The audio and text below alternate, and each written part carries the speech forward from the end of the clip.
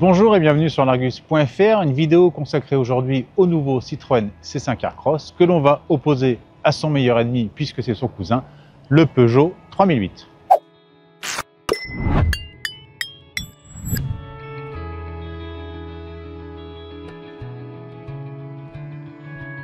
Le Peugeot 3008, vous le connaissez, on en est à la troisième génération qui marque une vraie rupture en termes de style avec un look très agressif, notamment avec cette face avant, avec cette calandre pleine ici sur cette version électrique, ce gros logo, le petit monogramme 3008 ici. On a voulu chez Peugeot faire dans l'agressif, on retrouve notamment la signature lumineuse avec les trois crocs ici et puis les fines lamelles de bloc optique.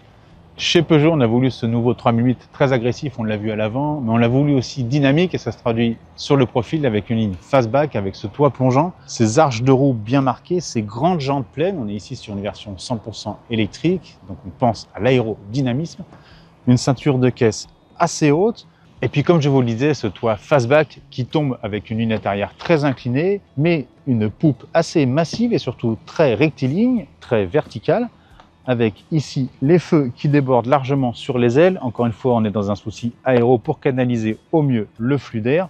Évidemment, au cas où vous ne le sauriez pas, Peugeot i3008, c'est marqué dessus. Et puis enfin, le diffuseur finalement assez sobre au regard de ce qu'on a pu voir sur le reste de la voiture. Ce nouveau Citroën C5 Aircross marque une vraie rupture en termes de style avec l'ancienne génération. On a voulu, comme chez Peugeot un peu, rendre son modèle, son SUV plus agressif, lui donner plus de caractère. Ça se traduit par un avant assez large, assez massif, avec une nouvelle signature lumineuse, ici à double étage, et puis les petits glaçons ici, le nouveau gros logo qui trône au centre de la calandre. Ici, nous avons une version thermique, donc nous avons une grille ici, mais elle sera fermée sur les versions 100% électriques. Et puis un motif à chevrons que l'on retrouve un peu partout ici en bas de caisse, et puis sur la calandre. On continue le tour du propriétaire du Citroën C5 Aircross avec le profil. Alors vous le voyez, on n'est plus du tout sur le look rondouillard de l'ancien opus. On a sorti les règles et l'équerre. Tout est rectiligne, à commencer par la ceinture de caisse assez haute, un peu comme dans le Peugeot 3008. En revanche, ce qui change par rapport au 3008, c'est qu'on n'a pas opté forcément pour une ligne fastback, même si le toit plonge un peu vers l'arrière. On a un profil plus classique et on verra si à l'intérieur se traduit par une habitabilité plus généreuse. Et puis puisqu'on est sur le profil, un petit détail sur les roues.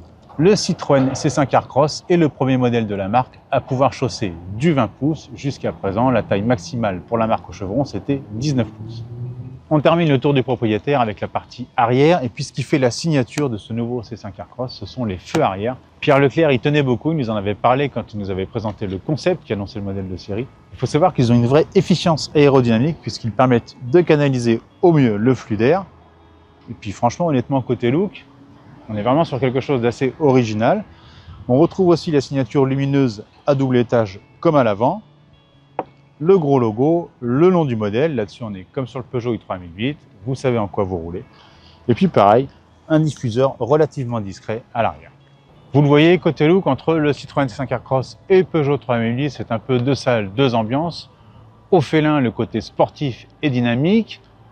Au Citroën, le côté techno et aéro. Mais en tout cas, ce qui est sûr, c'est que les deux affichent un vrai caractère. Et puis surtout, côté dimension, le Citroën prend un peu le pas sur le Peugeot, puisqu'avec sa longueur de 4,65 m contre 4,54 m pour le 3008, il est un peu plus grand. Il repose aussi sur un empattement allongé, 2,78 m contre 2,73 m pour le Peugeot. Nous verrons plus tard dans la vidéo si cela se traduit par une habitabilité meilleure dans le Citroën que dans le Peugeot. Avant de passer à bord, un petit mot sur les motorisations. Alors le 3008, comme le C5 Aircross, repose sur la même plateforme, la STLA Medium, une plateforme multi-énergie, ce qui leur permet de proposer des versions 100% électriques. Et puis d'ailleurs, côté motorisation, les deux cousins font jeu égal. Côté électrique, les deux modèles démarrent avec un bloc de 210 chevaux associé à une batterie de 73 kWh. Et puis en haut de gamme, on trouve une version de 230 chevaux avec une batterie de 97 kWh. Côté thermique, deux propositions dans les deux modèles. Un bloc micro-hybride de 145 chevaux avec un bloc thermique de 136 et un bloc électrique de 12 chevaux capable de développer 28 chevaux en pic. Et puis côté PHEV, une seule version de 195 chevaux, mais qui permet, selon Citroën, de rouler jusqu'à 100 km en 100% électrique en ville. Le nouveau Citroën C5 Aircross fait le pari d'une présentation épurée à l'extrême. En revanche, ce qu'on ne peut pas rater, c'est cette grande tablette centrale de 13 pouces. Il faut savoir que c'est la plus grande tablette tactile HD proposée dans un modèle Stellantis et c'est le Citroën qui en a la primeur. Autre écran, le bloc compteur numérique, ici de 10 pouces, mais qui reste parfaitement visible, même derrière les branches du volant. Côté présentation, Citroën a voulu faire l'effet d'un cocon, donc tout est plutôt ouaté, avec des matériaux plutôt sympas, mais notamment en partie haute. En partie basse, les matériaux recyclés sont un peu moins valorisants, notamment par rapport au 3008.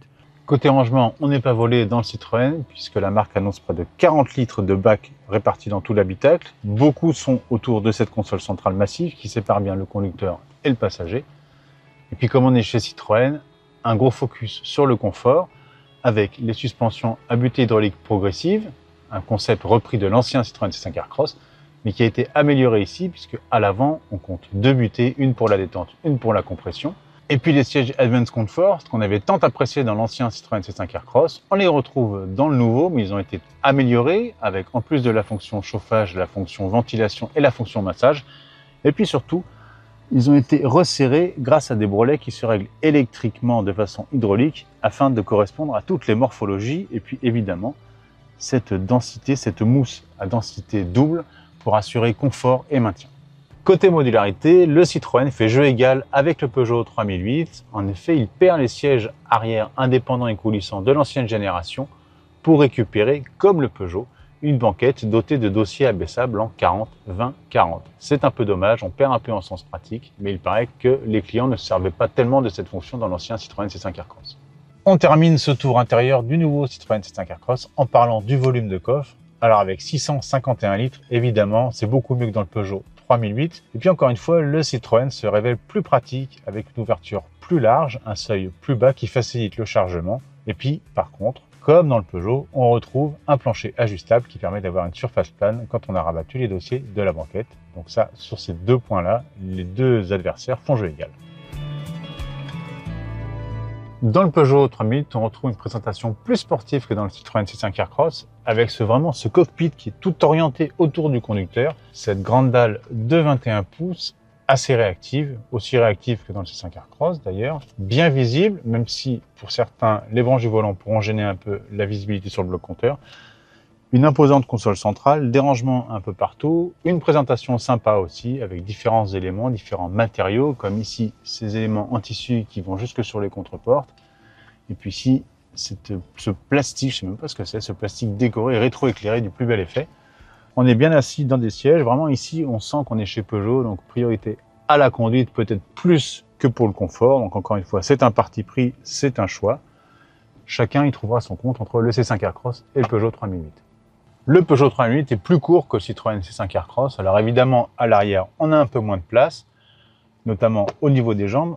En revanche, soyons honnêtes, la ligne fastback ne pénalise pas la hauteur de toit. Vous voyez qu'il y a encore de la marge. On est plutôt bien installé puisque, comme dans le Citroën C5 Aircross, la banquette est relativement inclinée au niveau des assises et des dossiers. Et puis enfin, côté modularité, eh bien, les deux modèles, les deux cousins font jeu égal avec des dossiers rabattables en 40-20-40.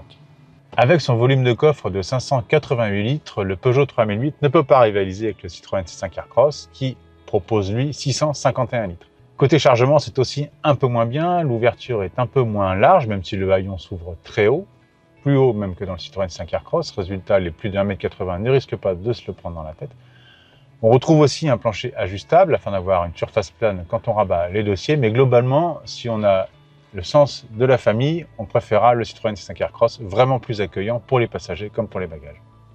Voici pour cette première confrontation statique entre le nouveau Citroën C5 Aircross et le Peugeot 3008. Il nous reste à évoquer les choses qui fâchent, à savoir le tarif. Alors les commandes du Citroën ouvriront en juin pour des livraisons attendues en septembre. Donc on ne connaît pas encore à l'heure où nous tournons cette vidéo les tarifs officiels. Citroën nous a toutefois avoué qu'il espérait faire commencer son nouveau SUV à partir de 35 000 €. C'est beaucoup plus intéressant que le 3008 qui, avec le même moteur, le micro-hybride de 145 chevaux, commence à 38 990 €. Et puis côté électrique, pareil, Citroën espère un prix d'appel à 42 000 €. Là encore, on est en dessous du 3008 qui commence à 46 990 €. Voilà, vous savez tout sur le nouveau Citroën C5 Aircross et le Peugeot 3008. Bien malin celui qui pourra les départager parce que très franchement, les deux ont des qualités et des défauts. Côté look, côté habitabilité, côté aspect pratique, chacun joue sa carte. Et puis surtout, les premiers essais presse auront lieu en septembre, donc on en saura un peu plus sur le comportement et le confort supposé ou réel du nouveau SUV au chevron. D'ici là, restez connectés sur largus.fr et sur tous nos réseaux sociaux. Nous sommes partout. Merci de nous avoir suivis et à bientôt.